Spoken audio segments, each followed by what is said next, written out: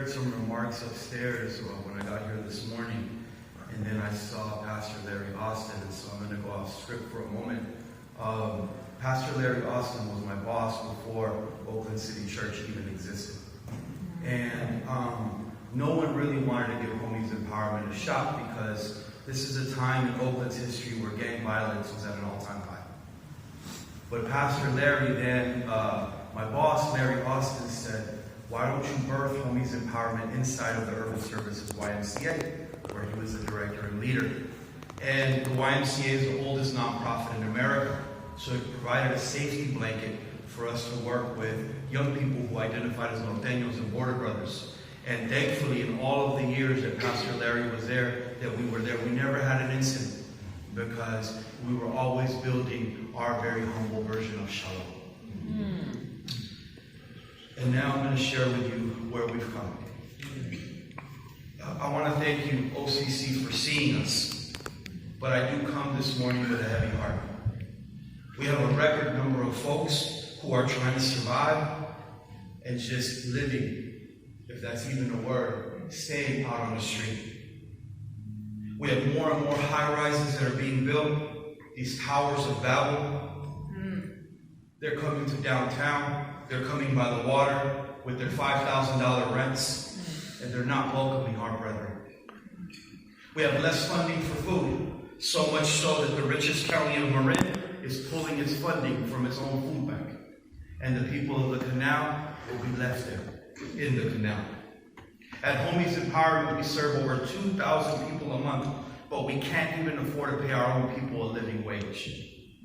Our president of this country just asked for $19 billion of our hard-earned taxpayer funds for more tanks, for bombs, to annihilate Palestinians. And I've never heard Palestinians say they're against Jews or against Israel, but they are against apartheid and occupation. I'm wondering, will we be against apartheid and occupation? And will we as a church say something? I could be overwhelmed, but I can't just pray my way out of this one. But you best believe I do pray. But at this moment, we're called to act, and we're called to stand. Homies has opened a one-woman rebel law center. And in that rebel law center, we receive refugees and asylum seekers and are helping them in their path to freedom. We operate a 3-person mentorship program where we receive young teenagers who are caught in the web of trafficking. Through our work with Reverend Harry Williams and our Fishes and Loaves team, we bring a little bit of food and a little bit of prayer to a lot of our sisters and brothers. And we say as a society that Black lives matter. But Black lives have gone quickly out of fashion. Because the vast majority of Black lives in Oakland that are living in squalor are being ignored, especially by our churches. And so seeing our community living under bridges and struggling is the work that we're trying to do to fight against. Our Love Package program brings food and vital necessities to our relatives that are at home struggling with cancer.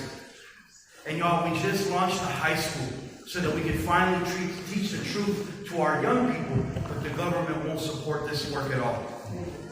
We operate a half-acre farm on 104th and MacArthur, and the privatized water won't allow us to have water in our own farm. We just opened up a wellness center as a place for rest and refuge in the hood, and we are about to launch our very own restaurant, the Homies Kitchen, where we don't sell anything. Our work is also not for free, but it's for freedom. All of this is possible with your solidarity. And so I want to ask you to consider, will you be in solidarity with the small shalom that we are trying to build? If you wish to be in solidarity with us, link up with us at homiesempowerment.com. Thank you and God bless.